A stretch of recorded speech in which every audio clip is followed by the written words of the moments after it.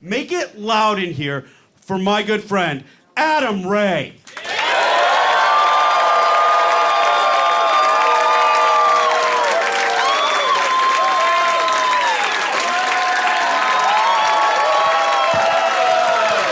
Keep it going for me! Sir, clap, you piece of shit, come on! Oh, fuck yeah, don't die on me, dude. Almost fell out of his chair. That's not the ideal way to start a comedy album recording. This guy's killing. Literally. Thanks for coming out. San Francisco, how we doing? You guys feeling good? I don't know what it is in the water up here, but you guys, maybe it's that free-spirited, open mind, creative mindset that allows people to just fucking drive, just fucking let the wind tell you where to go, man. You can go left and right at the same time if you believe in yourself, Damien. Apparently it's not illegal in this part of the country to cut across 4 lanes on the freeway with no blinker and exit in one fucking motion. Yeah. Applauding that behavior, you animals! Yeah, no, I'll take a family of 5 to get to Bikram yoga on time. I don't give a shit. Get out of my way, Jorge. I got some day sweats to cash in on. Never seen that move. Earlier today, dude just cut across 4 lanes and see you later in one move. No blinker and fuck everybody, and that's what I'm doing today. It's like, hey man, you can't be going speeds upwards of 85 miles per hour and make split-second decisions like that. Not with lives at stake around you. And plus, what is your GPS doing there? Like, an exit now! It's a cokehead tweaker navigation system. Back, come back. You're like, back. Who installed this? God damn it, Toyota. You guys go to the beat of your own drum, and I dig that. This part of the country is truly so creative. So many little things you get to see, too, that you don't get to see around the rest of the country. San Francisco is very privy to new experiences, highlights, memories. I don't know if you've seen this at your airport. Saw this on my way in the men's bathroom. Little piece of poop in the urinal, just hanging out.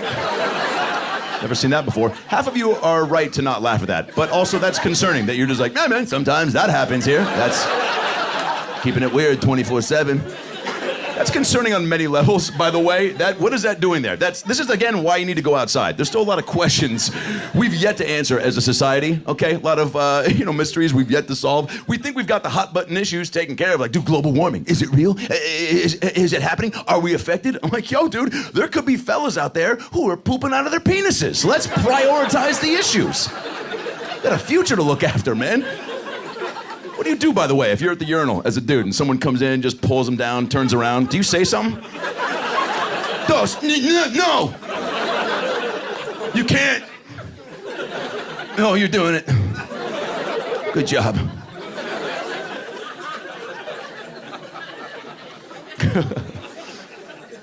I was in Tampa, I got in an Uber, right out of the gate. The guy was just like, what's going on, man? You good? I was like, yeah, man, just got some shows tonight, appreciate the lift. He's like, oh, hell yeah, man, you going to the strip club? I was like, no, probably not. He goes, oh, shit, come on! I was like, all right, yeah, you know what, fuck it. You convinced me. That's a good argument. Let's do it. I didn't actually look at it from that angle. That's a good, come on is a great point. He was real fired up about the strip club, so I had some follow-up questions, naturally. I was like, it seemed like you really love the strip club, huh? He's like, oh, dude, I fucking... dude, I fucking love... I was like, I don't know what that was, man. Was that a yes? Is that what you're trying to convey? He goes, dude, I fucking love the strip club, man. I fucking love the strip club, dog. I love it, man. I was like, what do you love about the strip club? And he looks at me verbatim and goes, oh, dude, I'll tell you, man. Come on, man. The titties, you know what I'm saying? Come on, dude. You know the pussy. Come on, man. And, of course, the booty. I was a little taken aback by his sheer honesty in the middle of a Tampa afternoon. But then I was like, fuck, if we were playing Stripper Family Feud, those would probably be the top 3 answers. He's not wrong. You know? Would have been weird if he was like, the food, the tunes, and the camaraderie. Those bitches are friends. It makes the dances better knowing that. I don't mind getting pimped out to local activities in a certain city. Right out up here, everyone's like, gotta go to Ghirardelli. Chocolate factory. You wanna see where chocolate was born? You know? Go to the Ghirardelli chocolate factory. Willy Wonka's jealous of this place. And I like that you guys are prideful about your landmarks. Some places I don't understand. I was in Phoenix, Arizona. Everyone was like, dude, you gotta go to the zoo, man. Have you been to the Phoenix Zoo? You gotta go, dude, you gotta go to the zoo while you're here, man. The Phoenix Zoo, that's what you do when you're here. You go to the zoo. And I was like, you have one? It's 140 degrees here all the time. What is that experience like for the animals? You just walk by, they're all like, help! Treated like a homeless guy you don't have change for. You're like, I'm sorry, I got nothing. They're like, I don't want money, I want Gatorade, motherfucker. I'm melting in my own shit. You're talking to the last bear, potentially. Fuck yeah. Look at that hat, dude. Nice. Did you win that in a raffle earlier? That is a cool-ass hat. And I'm obviously deflecting, you know what I'm saying? Like, anytime a dude, and you've got the vest to accompany the hat, are you always this, is this your normal get-up for, or is it the Saturday special? Is that what we're getting? 7 days a week. Fuck yeah. You go vest and hat 7 days a week? What do you do for work? I don't know why I didn't ask that right out of the gate. You finance dreams and you fix nightmares. I'll take things robots say for 1,000, Alex. Alien! Oh, or some weird spiritual figment of my imagination. Dude, how many times have you said that in public? Because that rolled off the tongue. Is that your pickup line at bars to chicks? So, what do? You really want to know? I finance dreams and I fix nightmares.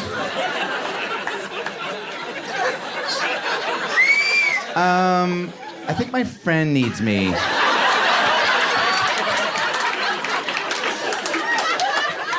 Yeah, I'm gonna go to the bathroom. I didn't see you come here with anyone. No, I did. You're wrong, I did. She's been in the bathroom. She had to shit. But it was like one of those peas that turned into shit, so she's gonna be there a while.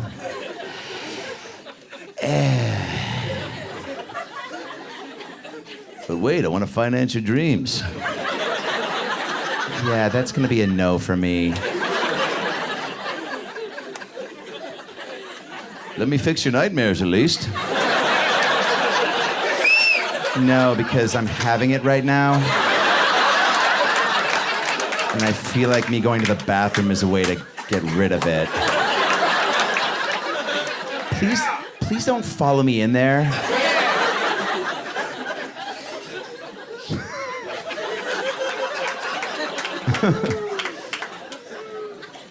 Try to meet gals, that's always tricky. Guys get in their own heads, right? I'd say 89% of fellas really want to put the best foot forward, make the right impression. We just get jammed up. You know, you girls are sweet and pretty and funny. We get in our own heads, make it tougher than it has to be. There is, however, another 11% out there that is fucking it up for the rest of us. And you know who you are, you creepy bastards. Quit saying weird, pervy-ass shit at the end of the night, okay? Making the rest of us look bad. Throwing Hail Marys on first down. Dude, run a couple plays.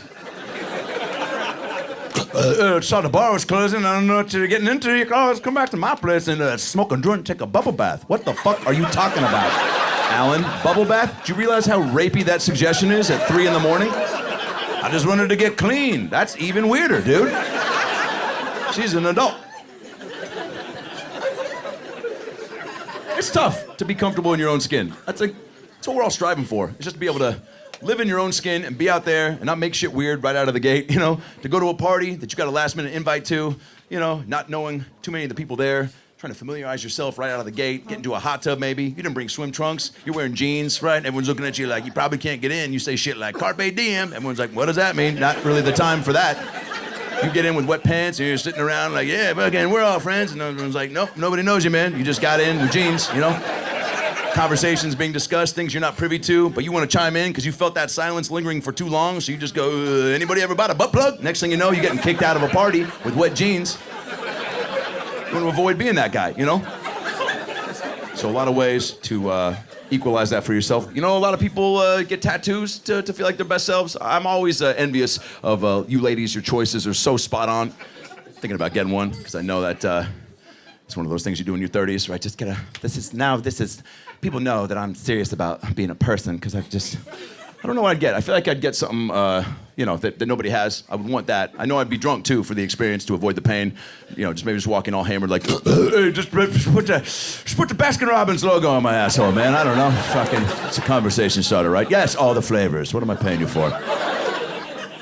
You girls are so good with those choices. Girls have so much symbolism with their tattoo selections. I'm so envious. You guys all of these have so much symbolism and backstory, and they very special. They mean something very special to me.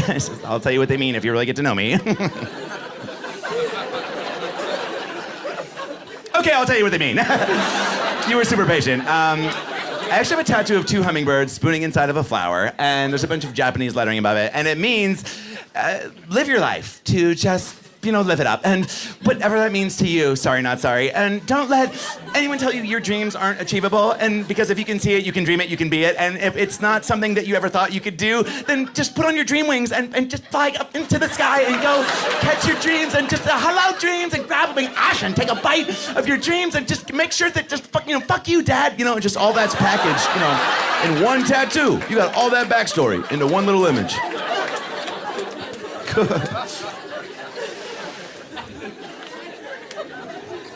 Always that moment too, right? We've all had that moment where you clean yourself up. You think that boozing is gonna be a piece of history for you, right? Have that one crazy night and wake up and you're just like, oh, no more drinking for me. Then you take a shower and brush your teeth and you're like, and I'm back in the game.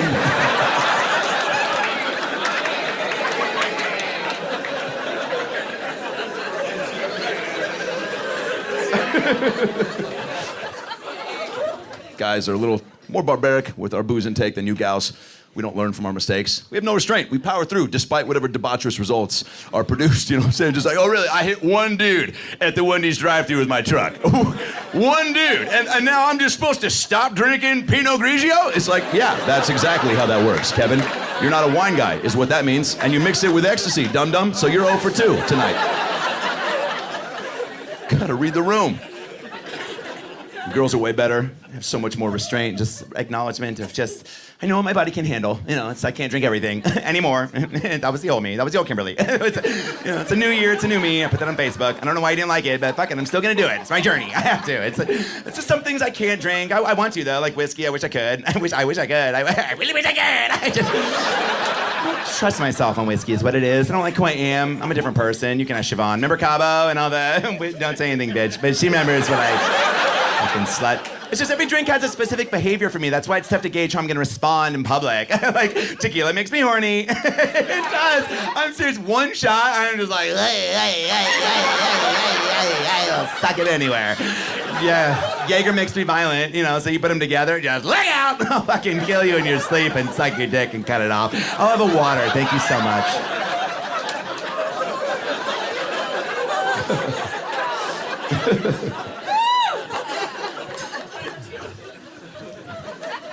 Conversations are way better, though. Girls get deep on a level guys can't understand, right? We're just so aggro. We're simple-minded, too. That's why we bro out and become friends so easily. Dude's got a solid amount of testosterone inside of him, but on the flip side, man, we're ready to meet that testosterone with some kind-hearted feelings, right? But every dude is looking at a dude as like an enemy and a friend in the same fucking, moment, so it's just like, we're just like, dude, I will fucking hit my dick on your face, but also, you can fucking take a picture of it. We just, if you need a new screensaver, I'm there for you, dude. That's why we see guys at bars just fucking a shoulder bump, whoa, hey, what's up, man? You good? Yeah, dude, real good. What's going on with you? Not much, man. Just walking through the bar. Yeah, well, you hit my shoulder, dude. Oh, sorry, dude. It's fucking free country. Can't walk where I want. You know what I'm saying? I got 2 shoulders. I'm looking to fucking swivel them around town. Yeah, okay, dude. Well, it hurt, man. I had surgery last weekend. Oh, shit, from what? Softball, man. I play professionally. Oh, shit, in a co-ed league or just on the weekends, or is it just for fun? Or no, it's for I was trying to go pro for base. Oh shit, no, that's dope, dude. Yeah, no, I wanted to go pro, but fucking I was too short. I just fucking still wish I could. That's fucking. Do you like the Goo Goo Dolls, man? I got tickets tonight if you want to go. I would love that. You girls get deeper though, right? It's just, oh my God, let's just talk about. You're much more cognizant too of the group. Beth doesn't know everybody yet. She's new here, so we should get out of town, to get out of our comfort zones, go on an excursion, an expedition, right? Just go wine tasting, she's had a rough month. Like her ex-boyfriend didn't wish her happy birthday on Facebook. Her cat has like AIDS or HPV or the flu. It's sick, so I don't know, we should just get out, just learn about her. Just make sure she feels like one of us. Like, get to know her passions and her fears, right? Girls love talking about fears. What are you scared? You're never gonna hear a guy like, yo, Trevor! What are you afraid of, dog? Come on, dude, talk to me. My heart's open for business. You girls just get deep down and connect, I'm envious of that extra layer of commitment to the conversation, right? Just, oh God, Stacy, I'm so jealous. She has no fears. She's so brave. She has literally no fears. She has no ears either, but that's actually probably her fear, is like growing ears back, and having them burned off in a fire again. So, by the way, don't let her bring it up. Don't be like, hello, can you all right, can you hear me? Like, let her say, I don't have any ears. Like, let her bring it up. All right, you guys tensed up a little bit more than I would have liked on that joke. Is somebody here tonight without ears that decided to roll the dice and just watch me do comedy?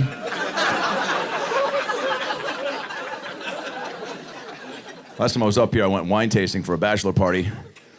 Yep, that was my response too when it was brought to the table. My buddy was like, dude, we're going wine tasting. I was like, fucking why? What happened to Vegas? We're dudes. It's an enjoyable experience. My one qualm about that scenario is the people who pour the wine, these sommeliers. I get that you love wine. You're eating, drinking, talking, breathing, sleeping wine 24/7. But hey, man, don't inundate us with so much information. Don't shower us with all these facts. You know what I'm saying? We're day drinking, It's 10 a.m. and I am fucked up, Bruce. I don't really care where the grape's birth canal is located. I showed up to your winery already drunk. What does that tell you about how much learning I'm trying to do on a Sunday morning? But you think that. You can't say that, because that's rude, and it's fun to pretend. It's fun to go along with their spiel, because they get so into it, and it's fun to yes and take what they say and spin it into your own bullshit, because then you walk out being like, I actually know a lot more about Chardonnay than I thought I did. And they get so into it. It's fun to pretend when there's like, if you guys really listen to your palate, you can actually hear the grape separate from the fruit. And I'm just like, yeah, no, I don't hear it. It's so much Bruce, but I can smell it. It's got a little cinnamon toast crunch, a little Fraggle Rock, little Applebee's. Is that the fruit of the loom? Is that a fucking nutsack in there? The balls are ripe this year. Vegas is where it's at for a bachelor party. I can only handle Vegas for 24, maybe 48 hours tops. Not willing to throw my life away financially, and you need to be if you're going to stay in Vegas for an extended period of time. A few games that I enjoy, roulette is the one I will never touch, and people always get in my way like, dude, you got to play roulette, man. What are you doing? Adam, dude, that's the game of chance, man. You never know what's going to happen when you play roulette, man. You never know what's going to happen when you play roulette, man. Do you know, man? You never know what. Do you know what's going to happen? You don't know. You don't. It's fucking roulette, dog. You don't know.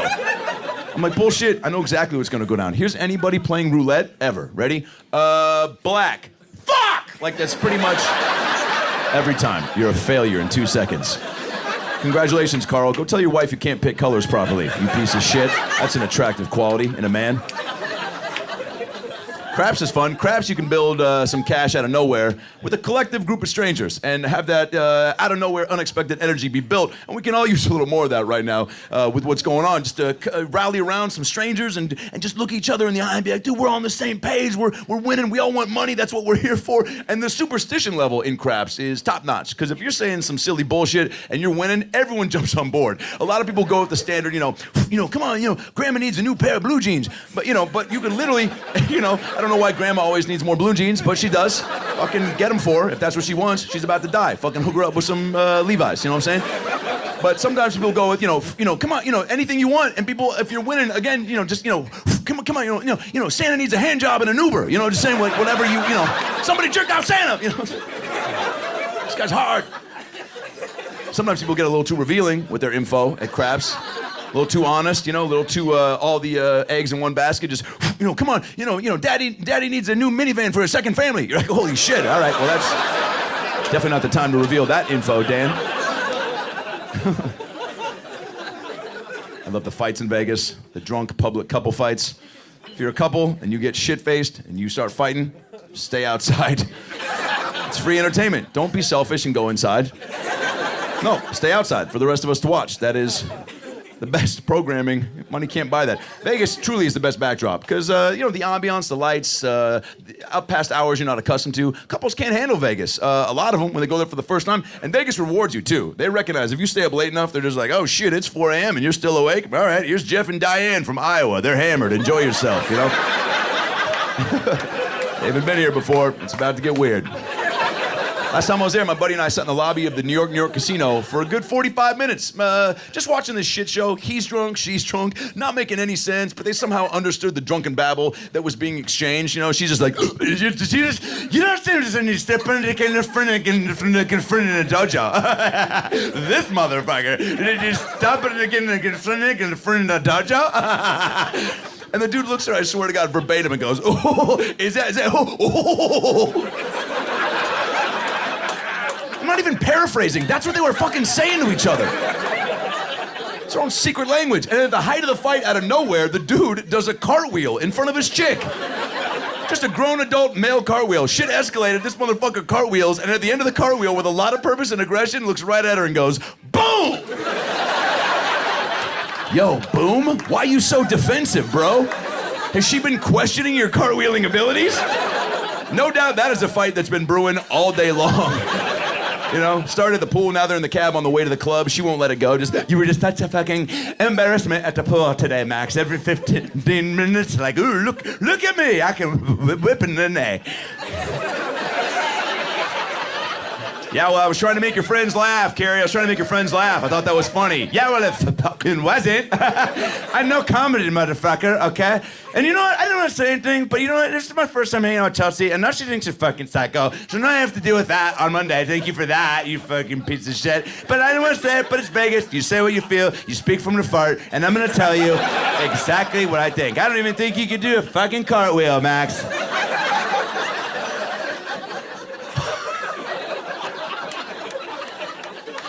What the fuck did you say to me?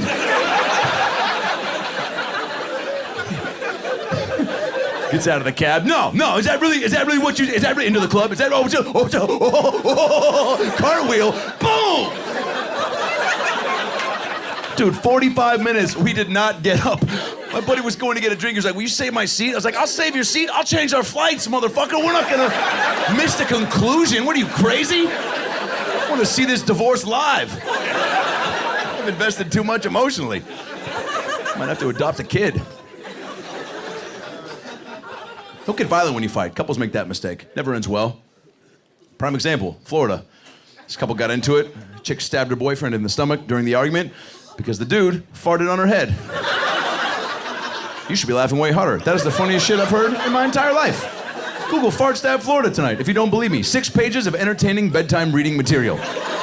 That is a power move by that dude. Yo, let's be clear about one thing, San Francisco. You get farted on during a fight, hey, guess what? You lose that fight.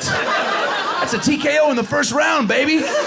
God didn't put us on this earth with the proper wherewithal to know how to recover from a fucking head fart. That's a new age shit. That's why she panicked and got violent. She'd never seen that before. Just... This dude's been farting on chicks for years, obviously. You don't improvise that move out of nowhere. We just finally met somebody that wasn't gonna take it. She was raised a little differently. At some point in her life, her dad was like, baby, if you get farted on, you fucking attack, And she took that advice to heart. This guy thought he could do his go-to move and get off scot-free. He was like, oh, really? The dishes ain't in the trash? I'll fucking see you in the morning. And she was like, you'll never fart again,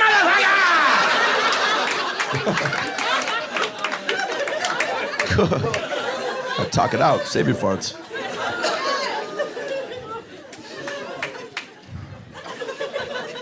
My mom's starting to fart and not realize it.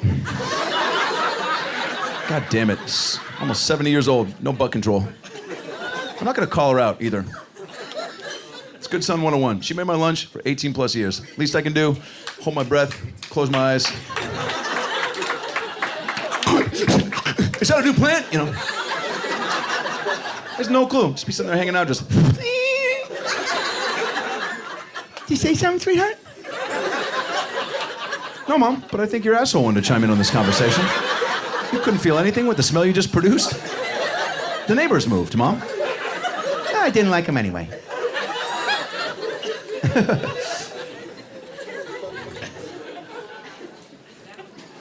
What's that? That one died? Yeah. Now, what about that moment felt like you needed to say that?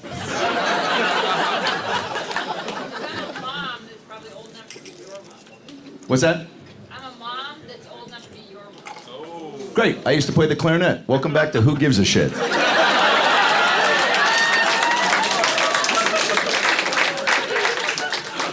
Yeah.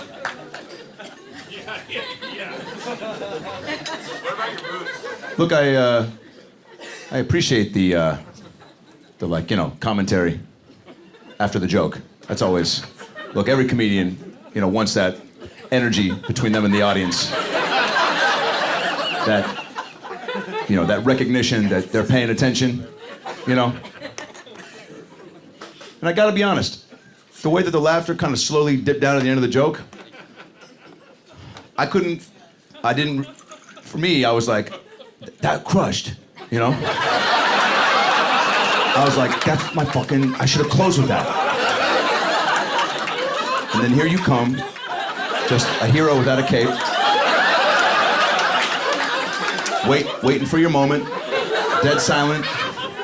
That died. And I heard that, and I heard it here too, right? In my comedy heart. And I was like, God, that did die. Why was I so in denial? And then it turns out that you also have, you're a mom. And so, and you're like, I have a mom that's old enough to, you're a mom. Yeah, you said something. I remember being real angry at that moment. So it's a little muddy for me exactly what was. There's a handful of things tonight that would have made me, as an audience member, go, I try to be on my best behavior, you know? It's Saturday. I'm sitting up in the balcony, right? Considered VIP. They said, like, this Adam's recording an album, right? And I think what's cool about you, but also fucked up, is that you heard he's doing an album and you were like, oh, hell yeah, another opportunity to crush somebody's dreams.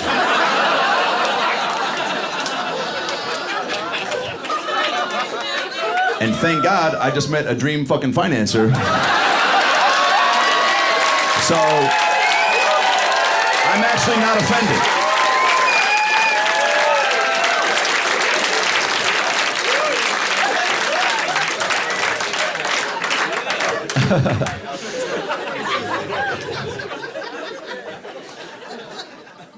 My mom's on Facebook a little bit too much. Any other chronic momenters out there? Yeah, keep doing what you're doing. Making the world a better place. My mom comments on just about everything that pops up on Facebook. Because she would love to give physical hugs to everybody live in the flesh, but she can't, so she does it via the internet with likes and comments and shares, but she's commenting on shit that doesn't need additional commentary. Yeah, usually pictures of food, because that's what her friends also in their 60s are chronically posting, because they don't know what to use Facebook for either, you know? So they're just like, I bet these youngsters forgot what pictures their fucking casserole look like. Noodle salad Monday through Friday from Barbie and Kathy Scheibitz. And my mom comments on every photo. She's consistent. I'll give her that. A picture will just pop up. She's like, yum. Yeah, okay. You can probably just think that, Mom. You don't have to put that down on the keyboard, you know? Internalize that emotion. Sometimes she just says what the food is. Lasagna. It's not a fucking game show, Mom. You don't have to guess the food picture. People know what that is. And somebody likes her comment. She comments below the like. I don't know you like lasagna, Debbie. We should make it together. I'm sitting there high as balls chiming in. Let me know when you make it. I'll fly up. I'm fucked up. I am at the airport awaiting your lasagna call.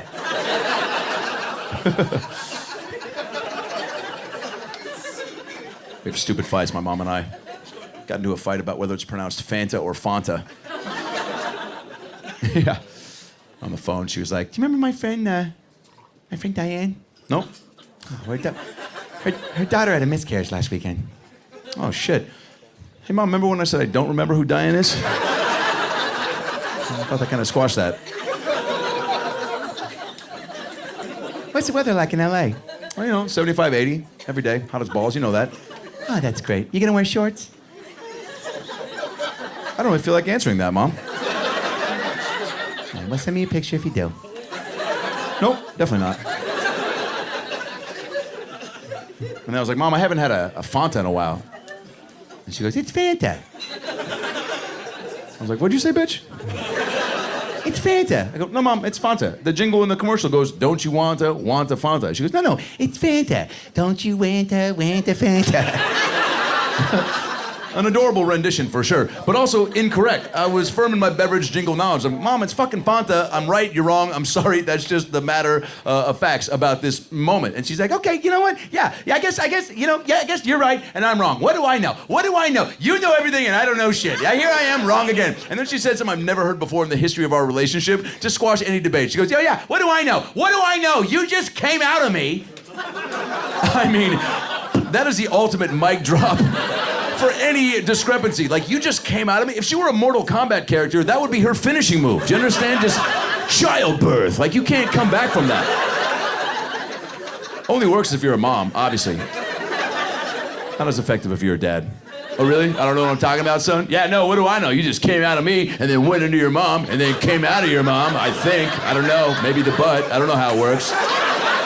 You might be a butt baby. Google it.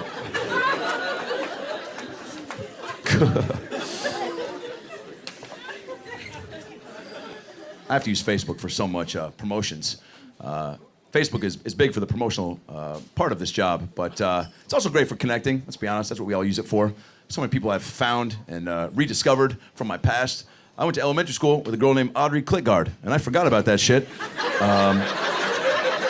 Yeah, Klitgard. What a home run day that was. I was just like, and I got to have that again, you know? I got to go take a trip down Clitgard Lane for a minute, you know, and remember a better time when the economy was strong and Audrey Clitgard. How does that happen, by the way? Were the options limited at Ellis Island that day? All right, sir, you can either have Dick Sponge, Ass Tickler, or Clitgard. Man, fucking Clitgard's probably gonna get the least amount of teasing.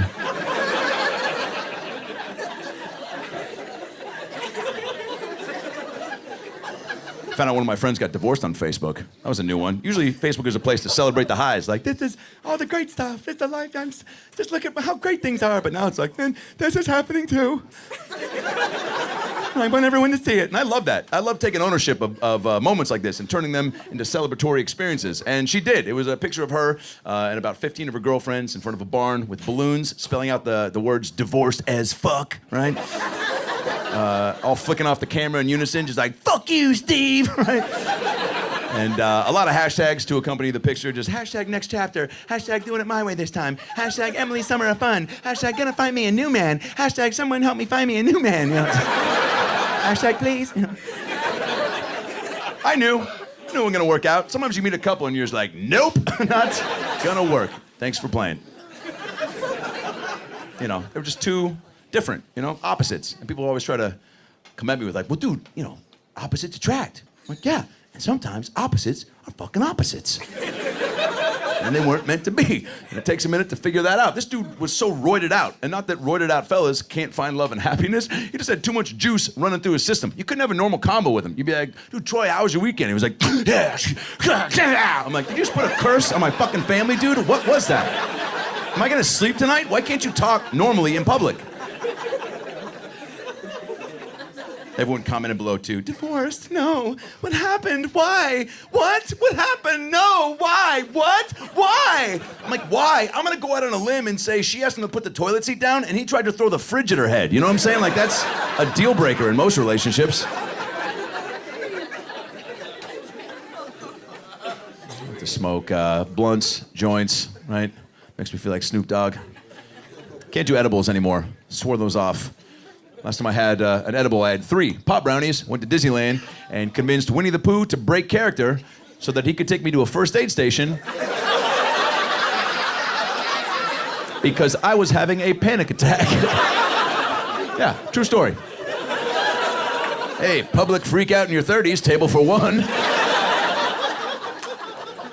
I can only imagine what it looked like to ongoing children. First time at Disneyland, just seeing a grown man flexing on poo in broad daylight. Like, you gotta help me, man. My heart's gonna pop out of my fucking chest. I was losing my mind.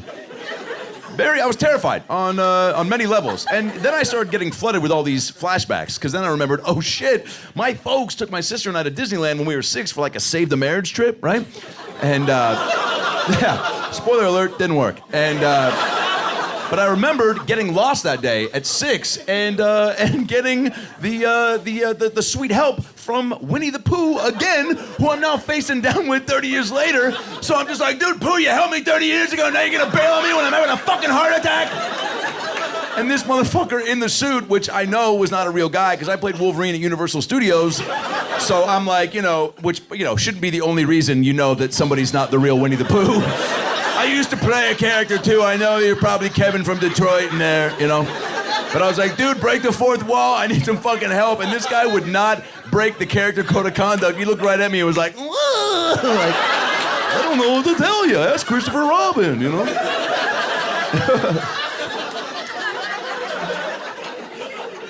So now I'm freaking out. And people have seen me freak out. So then you get extra self-conscious, right? Pooh walks away, and then you have to just like stand there by yourself, like, yeah, I'm fine, People are like, you cool? You're like, are you cool? Then I had to break away and get indoors. So I went to Splash Mountain. Not before I was reunited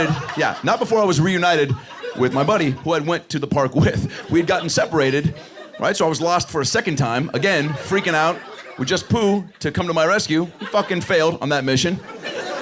Then I see my buddy. It was like we were, like remember at the end of Titanic when people were like saw each other, like, I thought you drowned. Like that's how it was. When I saw him, I was like, I thought you were dead. He's like, where the fuck were you? I was like, I fucking got a pizza and then I found Pooh and I'm free. I had a heart attack in front of a kid. It's a long story, Then we got on Splash Mountain and we started to chill out for a little bit because there's some tranquil moments. You sit around, you just get in a log, you just kind of coast down a river, right? Zippity-doo down, zippity-yay. Right, we start singing along. We're like, we're fucking baked. Thank God we didn't die today, And then panic started to resettle in when all these robotic animals started popping out of nowhere every 12 to 16 seconds. Hey, Walt, too many animatronics is my one piece of feedback. Just all these animals just me, maybe I'm real. Right, just staring at you way too long into your soul. I knew we were too big because at the top of Splash Mountain was an owl, and he looks right at my buddy and I and goes, me, whoo! And my buddy starts nudging me. He's like, dude, Adam, that owl just called you a Jew. We gotta get out of here. This place is haunted, man. How do you know? That was cool. I'll give you that. Because, man, I've had some insane nightmares. I still fuck with NyQuil. I don't know why. Probably because the slogan, commercial, they make it seem so carefree, The nighttime sniffling, sneezing, coughing, stuffy head fever so you can rest medicine. You're like, oh, that sounds great. I'd love to rest. And NyQuil's like, yeah, you can definitely rest after you hallucinate for 45 minutes. Get ready to see your dead grandpa on a seesaw in France. NyQuil.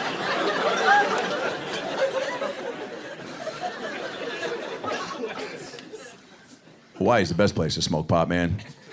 Hawaii exudes the vibes of pot just 24/7. Look at any beach bar, blasting out the tunes of Jack Johnson. I don't know if Jack Johnson is like the state bird in fucking Hawaii, but they respect his tunes so...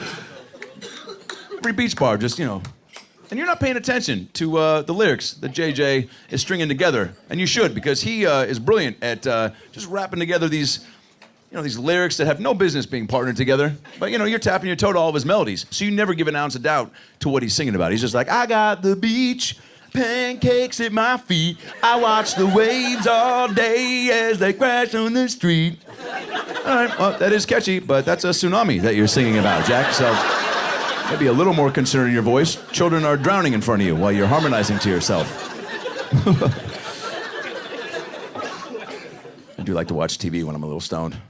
Obviously, it's the best time to do it. I'm partial to Chop Jr.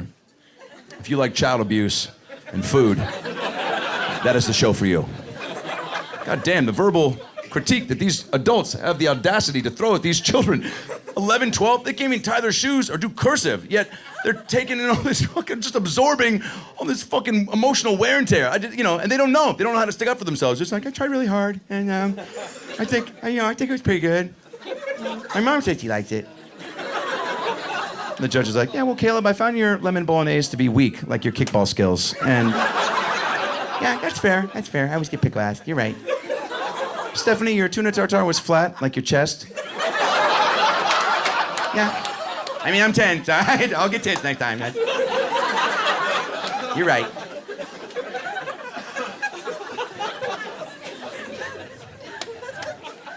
Everyone smokes pot. My 15-year-old cousin just found out he smokes weed. 15 years old. Tried to help curb the habit. I was like, dude, it doesn't have to become an issue, you know? I smoke a little. His eyes lit up. Never seen a kid more excited in my entire life. Adam, you smoke pot?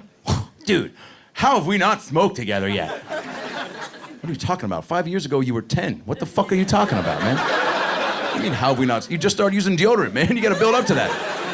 Plus, I have a rule. I can't smoke weed with anybody who didn't grow up watching DuckTales. That's just a rule I have. There's a generation gap, you know what I'm saying? DuckTales. Yeah, see, they're the potheads. That's how you find them. I knew you were in here. You had no clue that was coming, and you dropped everything that was happening with you in that moment. Just a fucking woo-woo. Woo! Yeah, I love that show, dude. Give me a heads up next time. You could see someone stabbing someone outside a Whole Foods parking lot, like, chicken apple sausages are way too expensive. Just walk by, DuckTales, woo, back to stabbing. I'll stop for the woo-woo.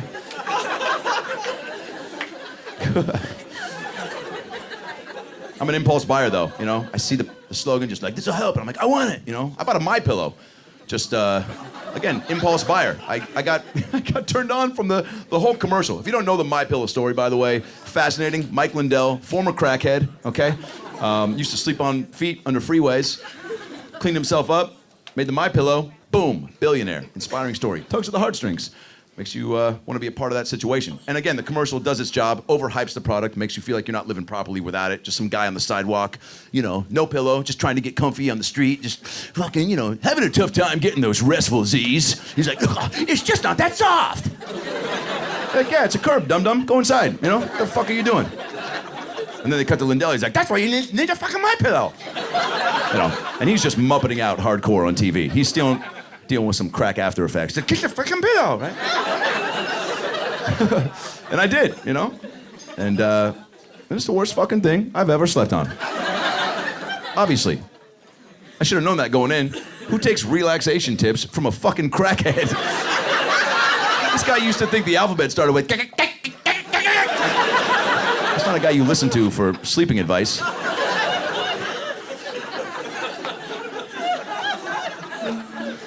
Got to play in the NBA Celebrity All-Star game a couple weeks ago. What? That is the right response. Huh? You sound like most of Twitter. I got blown up by so many rappers I've never heard of. Who the fuck is Adam Ray?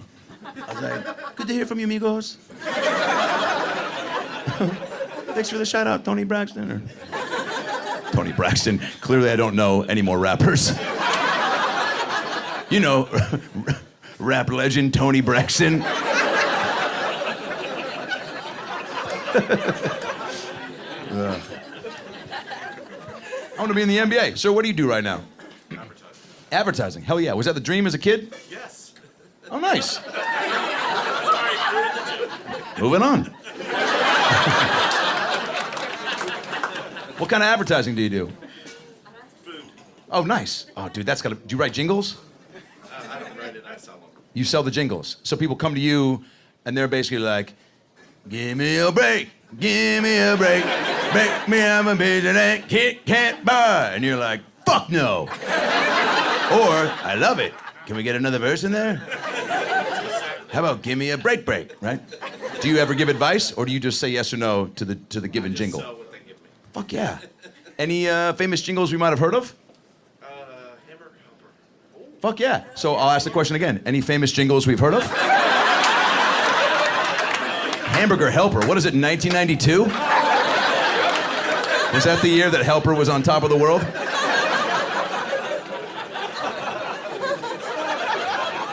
What is the Hamburger Helper slogan? Refresh our memories. When you need a helping hand. When you need a helping hand. Walked right into that shit. Why are they always so sexual?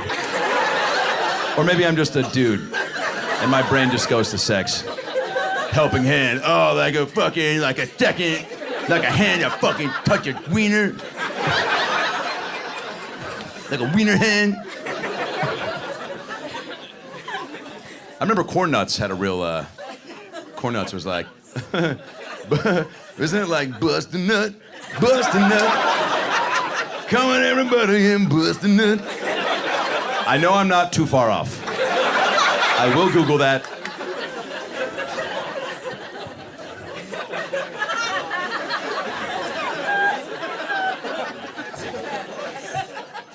Yeah, certain slogans. I mean, look at the lottery. You know, that slogan, that's what a winning formula. Just, it could be you.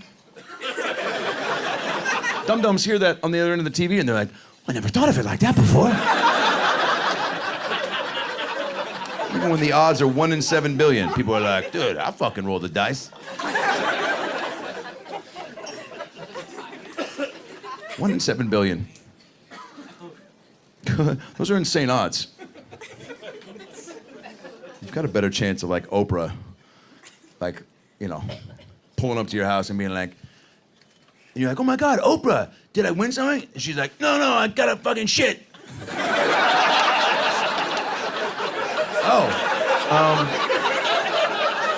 I guess, yeah, come in, I guess, wow. This is not how it usually plays out on TV, but, yeah, no, just don't use the first one, it's broken. Oh shit, Oprah, it's broken. She's in there. Corn Nuts jingle. Here it is, bust a nut. Ready?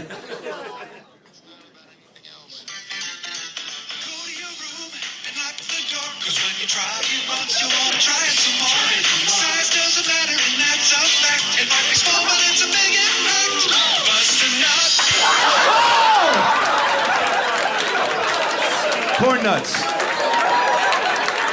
They better sponsor this fucking album. Go to your room and lock the door? I don't remember that part. Don't tell your mom. Hide the porns. Ask your stepdad for some cash. Don't let your sister see that video of you letting the dog lick your butt. Bust a nut. Good God. What? I would be so starstruck if you were like, that's actually my song. 15 hours in the studio coming up with that. Yeah, I wanted to be in the NBA when I was a kid. My mom actually squashed that dream at 9. She's like, Adam, the NBA, but sweetheart, but there are no Jews in the NBA. Good luck with that, you dum-dum. Happy birthday, go to bed. Just a power slam of honesty at 9. I ain't even at double digits, already putting a kibosh on the fantasy, which seemed fucked up from my perspective. And then I grow up and become an adult, and I'm like, oh, she was right. There are no Jews in the NBA. Bummer, but the harsh reality of the situation. You've never turned on any NBA game and seen Kevin Durant leafing through a Torah at halftime. No sweaty yarmulkes are flopping onto the court. No commentator during any NBA game has ever been like, Rosenbaum for 3! What a shot. Weinstein at the line for 2 free throws. You know how he loves those. He really take his time with this shot. He doesn't have to pay for it. I was good too, man. I probably peaked in the 6th grade. I had excellent court vision, a sweet jumper. I was a little fatty though. I was a little fat fuck. But I was quick fat, Quick fat is a term that I came up with that basically explains why every 10, 20, 45 years there comes along a fat kid that just, defies the laws of gravity. I was just as swift as all the skinny kids. I just smelled like Pop-Tarts and mac and cheese when I sweat, My coach was like, you're the most delicious defender of all time. He called me Krispy Kreme Abdul-Jabbar. That's not a healthy nickname. Here's a problem. The NBA is my favorite sport, though. Man, they got so much extra stimulation. They recognize you need more than just a game in front of you to keep you entertained. Kiss cam, that's one of the greatest forms of free entertainment this country has ever come up with.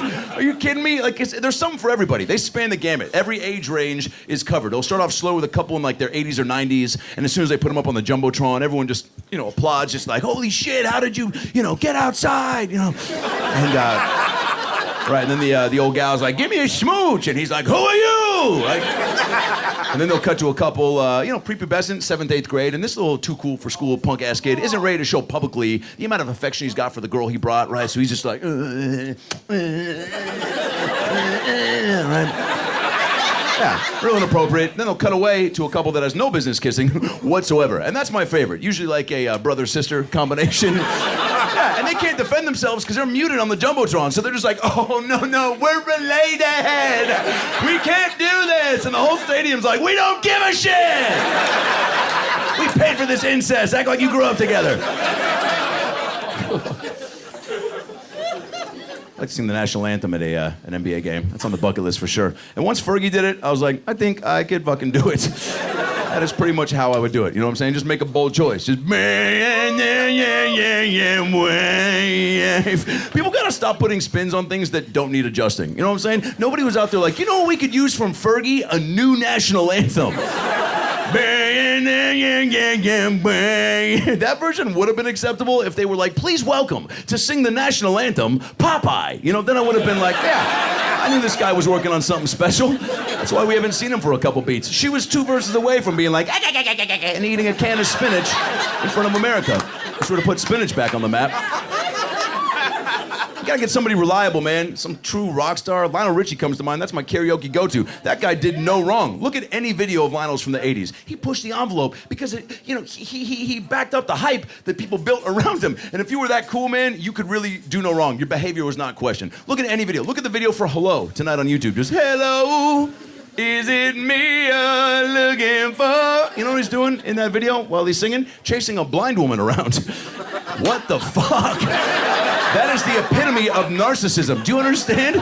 She's blind. She doesn't know what the fuck's going on. And Lionel's just like, is it me you're looking for? It's like, yo, dude, probably not. Hate to burst your bubble. She just paid for soup with a napkin. You think love is at the top of her list?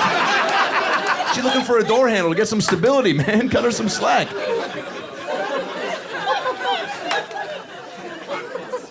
Concerts too, man, the best. Went to Bonnaroo. Bonnaroo is one of those experiences as a comedian you could do, and it's a giant music comedy festival. Got to see Pearl Jam for the first time. If you haven't seen Pearl Jam live, put that on the bucket list. Holy shit, PJ rips it up, And you know that they're a great band because they've been featured on VH1 Storytellers, and that show only highlights musicians and bands that are worthy of having journeys and stories to tell that are attached to the tunes they're about to play. Everyone's done it. Bowie, Alanis Morissette, holy shit, man, REM, Pearl Jam, obviously. Taylor Swift did an episode, was the last one, the youngest, right? When she was like 22. It's like she's 22. She hasn't lived a full life worthy of experiences worth connecting over. But God bless her, she's up there powering through like this next song is about. Okay, so you guys know that guy you had a crush on in high school, right? We're all thinking of him right now, like Devin or Brevin or Steven, like the weird new kid, and. He didn't know you had a crush on him, and your friend Kelly told him you had a crush on him, and you were like, Kelly, what are you doing? That was private information, bitch. And so you go to school the next day, and you see him in the hallway, and he gives you a weird look, like, and you're like, what the fuck was that? What was that look? And I'm just like, I don't know, Taylor. Where's this story fucking going? This is just, there's no beginning, middle, or end. 25 years ago, Eddie Vedder and Pearl Jam, much more engaging tales. He's up there like, this next song is about, well, one time the band and I, we were doing a show in Wisconsin, and after the show we went to an IHOP where we found ecstasy in our banana pancakes. We took them, obviously, we started tripping our balls off. We wandered into a forest where we met a magical elf who'd been separated from his family. We helped him how to rebuild his home out of pine cones. And he taught us how to make shoes out of the wind.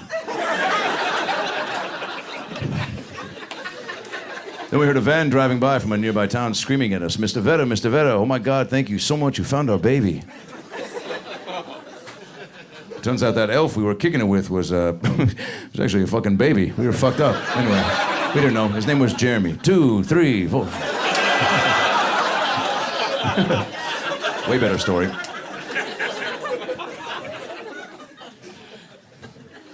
Just gotta read the room, A lot of us fail to read the room, not know what to say, or you don't say what you should say at the right time, or we don't act the way you should. Look, Matt Lauer thought he could give out dildos for Christmas last year, and that is a prime example of not reading the room, I get you want to be the cool guy at the office. You've been there 30 plus years, you're just like, hey, no one's giving out dildos for the holidays. Yeah, there's a reason for that, dude. Now you're on the front page, so that plan clearly backfired, And look, give out dildos. I got no problem with that. No harm, no foul. Just leave them outside of the door and then disappear. Just be like, hey, who's the cool guy giving out dildos this year? And just, I hope we figure it out. Seems like a fun guy to be around. It's gotta be inconspicuous with your dildo drop-off, Secret Santa, that shit. He added notes. That's what made it weird. Got too specific. He was like, happy holidays. I hope it fits. Matt. It's like, dude, you can't write that. I don't know why you put, I hope it fits. Yeah, just let me know. Or don't, I'll just check in. My nieces fail to read the room a lot, but they're 9. They shouldn't have to have any sort of filter. That's one of the benefits of being 9 years old and being a twin, as they are. You just get to say whatever you want and not be cognizant that there are feelings at stake when you say shit to adults, They're just like, I'm just gonna think it and then I'm gonna fucking say it. And I don't really care how it affects you because I'm 9 and there's not much I have to do in my day other than say shit that might be offensive or hurtful to your heart. You know what I'm saying? It's a cool place to be at 9. Just fucking here it is and fucking here it comes. And they do that all the time. It was dead silent in the car, driving them to swimming practice, and one of them just goes, Uncle Adam? I go, yeah, what's going down? She goes, I'm sorry you don't have a wife yet. I was like, oh, mind your fucking business. What the hell? I thought we were on the same team. I don't tell you how to color. Stay in your lane. Fuck. I saw you make a tree purple last week. I didn't say shit. You think that's gonna come back to bite you? Any other uncles out there just doing their best job to make these kids feel like you should be their parents? You guys want 3 Slurpees at 7 p.m.? Yeah, you're the coolest. I know. See ya. Bye. Try to go to bed.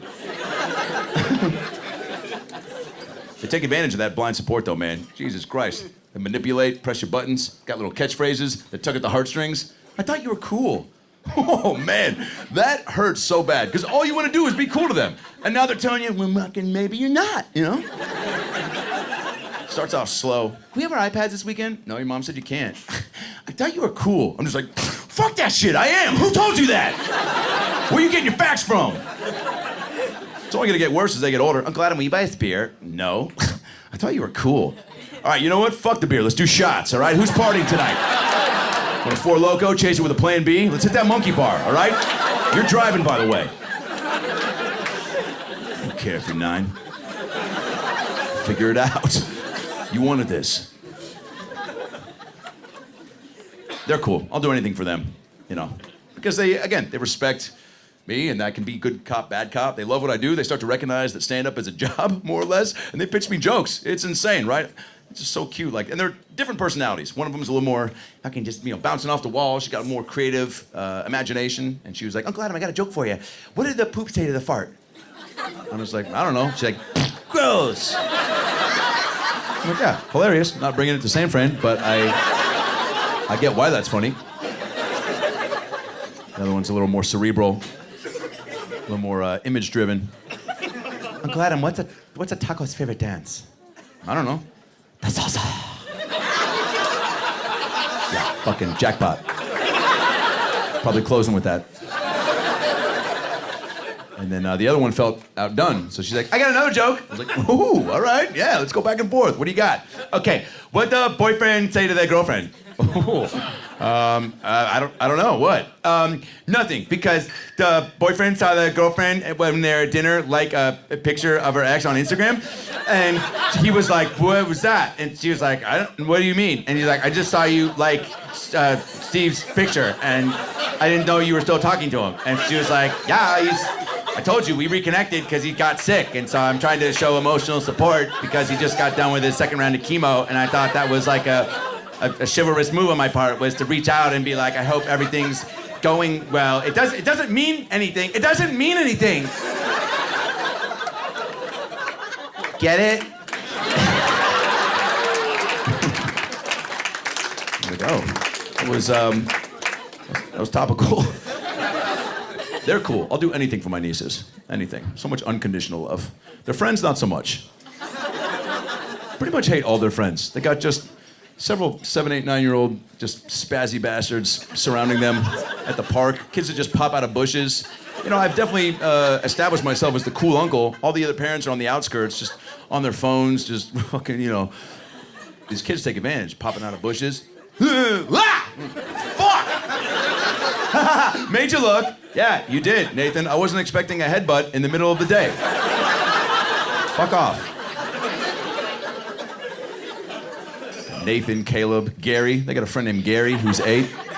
Yo, if you're Gary and you're 8, you better figure that shit out real quick. Why do you not work at a body shop already, Gary? You're still in grade school? Get to work, man. Always smells like soup for some reason. Look, you're 8, dude. You got one job. Do a chowder check before you leave the house. Why do you always smell like you've just been dipped in something? He's like, I like broccoli cheddar. Yeah, dude, it's fucking all over your ears. Like, always taunts me with his bullshit skills. Hey, Adam, I bet I can skip rocks better than you. I bet you can, Gary. You don't do shit all day, man. You got plenty of time to hone your skipping skills, man.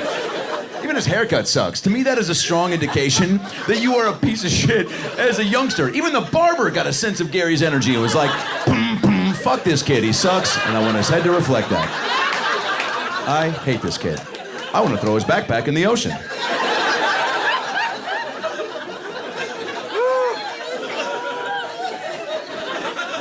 Got a midget best friend. It's pretty close to having a kid. Fuck yeah. Brad Williams, great comedian.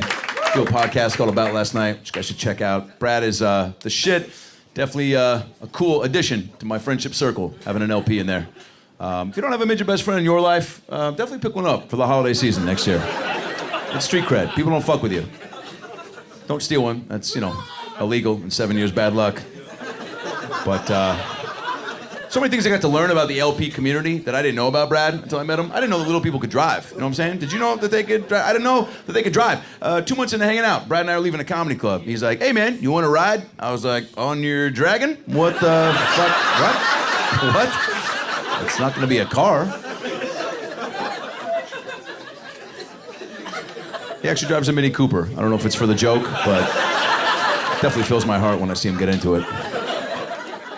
I saw him and his now wife having sex at a house party. But yeah, definitely not something I anticipated on seeing. And also something I was not going to turn away from. Thank you, God. That is a free gift. It's like a lunar eclipse, Happens once a year. You mark it on the calendar, take notes, report to the others. So they can prepare emotionally, because it's a lot of imagery to take in, You're at a house, you're not like, you're not expecting like, I hope there are midget fucks at some point, And I was drunk, and I was meandering around on my own. I was too drunk to be there. You ever been so hammered and you can't recognize for yourself that it's time to go? Because you don't want to miss out on whatever fun pops up, So I just wanted to stay close, but I was like bumping into the fridge. I was like, fucking, what's up, fridge? All right, probably time to go take a nap. I'm flexing on fridges and shit. And then all of a sudden, I ended up upstairs by myself, and I didn't know how I got there. And that is terrifying, to say the least. I just was upstairs, bumping into doors. Everything felt like a game show. I was like, I wonder what sort of fun could be behind that door, And then I saw light streaming out of one of the doors super majestically, and I was like, man, that could be Narnia, or, maybe there's a festival of snacks in there. I wanted to make a drunk discovery, and it was neither of those. It was a midget fucking. And that was just so much to take in. I was like frozen in the doorway as a fan and a concerned friend, because Brad was going at speeds I didn't think were possible. I was like, dude, slow down, you're gonna burst into cookies. Just worried about my buddy. My eyes were wide, my jaw was dropped, I made a wish, I was just trying to get something for me out of it. Seeing a midget fuck wasn't even on my bucket list. After I saw it, I went home, wrote it down, and crossed it off my bucket list. It's like, that shit should have been there. I gotta dream bigger. No pun intended.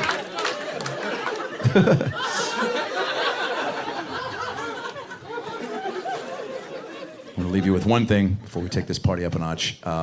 Again, perspective. If you got a job you hate, or you got some friends in your circle you're not keen on, learn from it, okay? That's how you're gonna become your best self and take it outside to be around the rest of us, which is what we all should be striving for. I had jobs that I fucking despised. My first job was bagging groceries at Albertsons. Hated that shit, got sucked in. The slogan, very catchy, Albertsons, it's your store. I was like, oh, hell yeah, then I'm gonna steal beer, And I did, and I got fired, but before that, I bagged some toaster strudels, and I hated that shit. I was 17, looking at this thing as possibly the pinnacle, as good as it's gonna get, glass half full approach. But every day, a couple kids came in with a lot of pizzazz that really turned my day around. And I think we can all attest, any job is more tolerable if you got a fun cast of characters working alongside you. And every day, one kid in particular, man named Brian, came in so fucking fired up, just so juiced up for the day, little slow, but so much enthusiasm. He was like, Adam, what's up, man? What's up, dog? What's up, man? Hey, man, hey, you really had some fucking fun today? I was like, you know what? Fuck yeah, Brian. Here I was thinking bagging groceries is as good as it's gonna get, and you come in with this different attitude and mindset. You know what, dude? Brian, let's have some fucking fun. And then I would watch him drop a case of Diet Pepsi onto a loaf of bread. And not think there was anything wrong with that. God bless him, just boom, have a good day. And then you get to watch the customer not say shit. That was the best part of that equation. You know, just thanks for not fucking up the Pepsi, God damn it. And Brian would check in with me like I had something to do with it. Thank you, taught me everything I know. I was like, fuck that, dude, that was your call, man. I know it's the other way around. Pepsi then bread, motherfucker. We learned that on day one. Have a good day. But Brian logged a lot of hours, and I knew there was room for error, and I'll never forget it. Holiday season, Seattle, Washington, 1998 rolls around. A lot of customers coming through, a lot of items to assess and organize. Brian dropped 3 jars of pickles consecutively. I think the chaos and the holidays got to him, and he panicked, man. You don't know the true impact or magnitude, by the way, pickles have hitting the floor one after the other provides until you see and hear that shit live. It is just as intense as you imagine. Just pickles, fucking Brian fucked up, right? Record scratch moment. Everyone in the store was like, good. I even heard a guy 3 aisles down go, that's the most pickles I've ever seen! Everyone's losing their fucking mind. Customer, justifiably, couldn't keep it together. Was like, dude, come on, man, are you serious? Are you even paying attention? What are you, fucking retarded? Oh yeah, hadn't seen Brian's face yet. It was deep down in that bag trying to organize shit properly. So Brian hears it and does this slow, dramatic movie lookup. He's like, what'd you say? Customer was like, oh shit, what are the odds?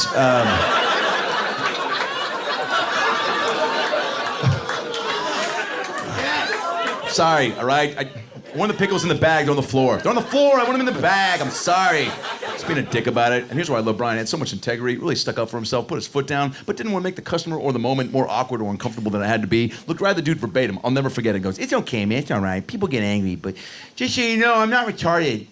I'm a human being and I made a mistake. Right, sweetest shit ever. I still get choked up thinking about that soundbite. As soon as he said it, I heard the More You Know music playing in my head. Just, right? But I heard it in Brian's voice, so it was like, yeah, it's more fun to hear it that way. And fuck you if you're not laughing. He can sing too. Here's how the story wraps up. I got a crazy photographic memory. I don't know when I got it or when it was applied, but I saw Brian and his brother and sister at the mall I grew up in a few months ago, roaming around, and I'm like, I gotta check in and say what's up. It'd be rude of me not to. It's been 17 plus years. So I go, yo, Brian. And he goes, what's up? I was like, yo, it's Adam from Albertsons, you remember? And he goes, oh shit. What's up, dog? How you doing? I'm like, I'm good, man. I live in LA now. I'm doing stand-up. He's like, oh shit, Hollywood. Fuck yeah, man. Have you met Harrison Ford yet? I'm like, that's a weird question, man. No, I haven't, but see if I get that friendship going. How you doing? He's like, I'm good, man. I'm good. I'm still working at Albertsons, you know. Albertsons till I die, probably. And what's your stand-up about? I'm like, oh, you know, it's a little this, a little that. He goes, did you do any jokes about Albertsons? You know, not too much funny to report on that front, Brian, to be honest. And then I swear to God, he leans in real close to me and goes, do you remember when I dropped the pickles?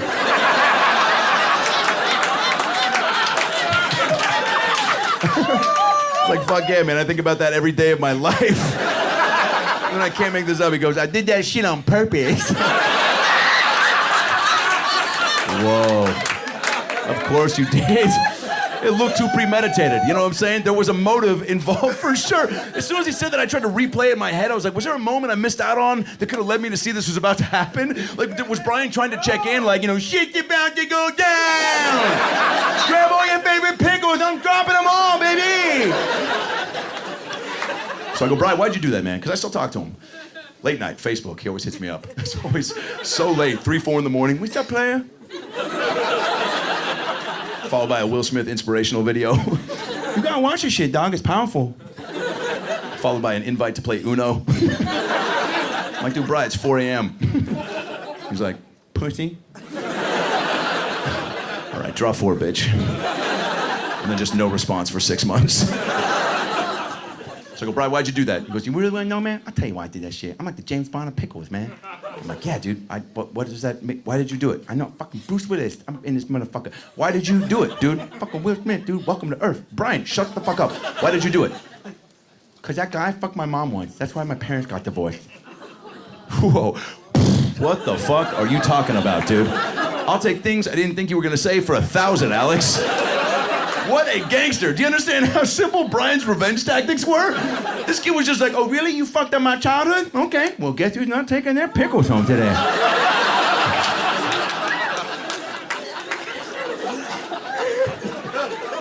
You guys ready to take the show up a notch? You guys having a good time so far? I know you can do better than that. Make it loud for a special guest from Netflix and Showtime, Avery Pearson!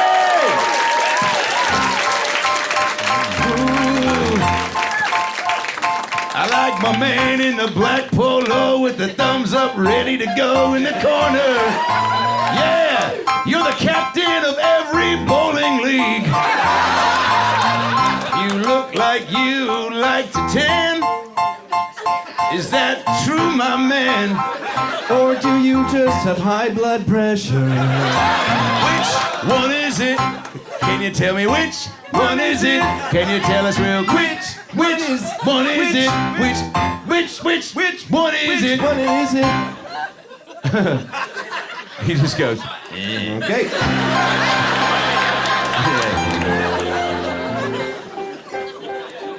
How long have you been married, dude? 5 years. Congrats. Nice. Nobody here gives a shit, but it's all right. You didn't do it for them. You did it for you. What's that? We care. Our friends care. Your friends care. Oh yeah. These are your friends? Who's your best friend in this group here? What's that? Because there's 3 couples, so like, you know, there's obviously like one couple that probably came last minute and you're like, God damn it, are they still coming?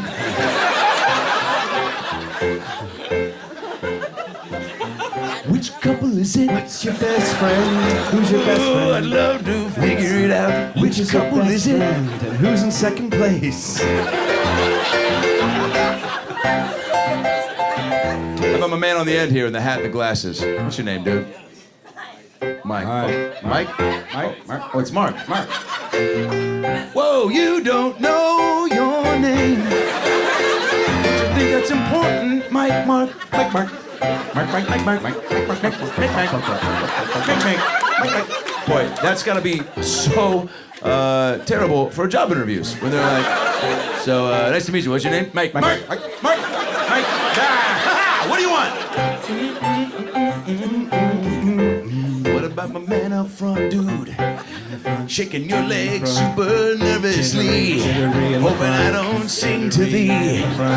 What's your name? Do you live in San Francisco? Is this your girlfriend? No. Is this your wife? No.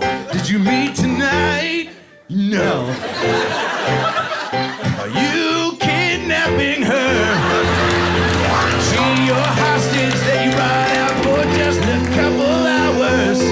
Think twice if you're held against your will. Hostage.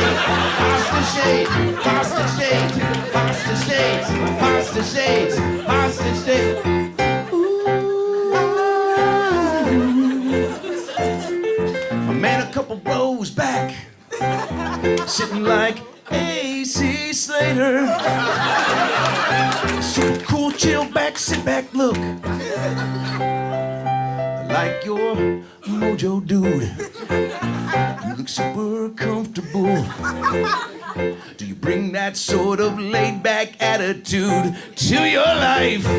In your everyday from 9 to 5, what do you do? Electrician. Cool. Way to bring the energy down. There literally could have been nothing more boring you could have said. Way to bring the energy down. Bring the energy down. That's actually pretty cool. We need you, dude, so thank you for your service. Thanks for your service, dude. Thanks for making this show possible.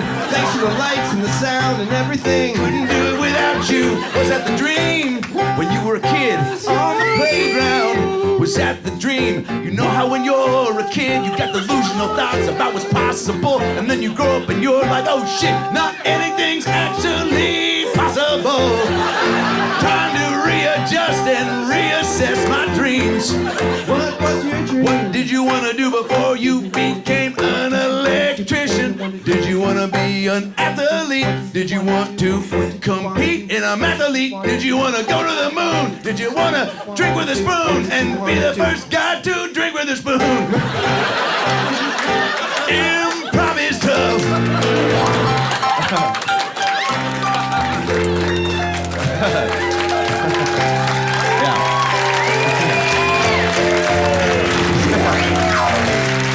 So, real quick before we wrap it up, and I hope you wrap it up with whoever this is. Don't want a baby that you don't want. You know what I'm talking about. That's it. Thank you so much. You guys were a lot of fun. I hope you had a good time tonight, man. You guys were a great crowd. Thank you very much for being a part of this show. You guys were a fucking great crowd. One more time for Avery Pearson. Let him hear it. Fuck yeah. Good night. Thank you so much, you guys. Oh, man. Thank you very much.